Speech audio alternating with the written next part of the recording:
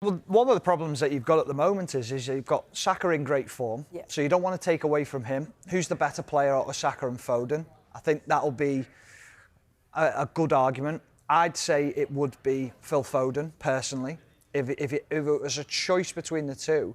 But I see him playing on that left-hand side because I don't see anyone at the moment in the England setup saying that left-hand side's mine. Jack Grealish has had his problems with injury. Anthony Gordon hasn't been called up, but has been a good performer this season and is an outstanding candidate to play on that left-hand side.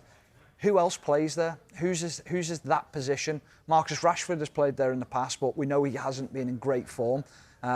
Never let England down, but if you're going off form currently, apart from the goal yesterday, you'd say he's not been great. So I'd say the left-hand position is where you play Phil Foden. And that is where you're playing because, like you say, Rob, you've got Bellingham playing in that 10 role behind Harry Kane. See, I think it depends, doesn't it, what system he decides to go with, because I would love to see Phil Foden in the middle. I would love to see him and Bellingham, and you just think, could you play a 4-2-3-1 or a 4-3-3 with Rice as the holder, and then you've got either Bellingham and Foden either side, or could you have one of them in a 10, one of them in an 8? And they could just interchange. You've got Rice now as that protector. If you've got John Stones playing centre-half, could he then come into midfield like he's done for Manchester City? Because I just think, yes, he can play anywhere, can't he? But I just think centrally he's so effective. And I agree with you. I think that left-hand side, that's the position that isn't really nailed on. I think Saka is nailed on for me on the right. I think you've got Harry Kane.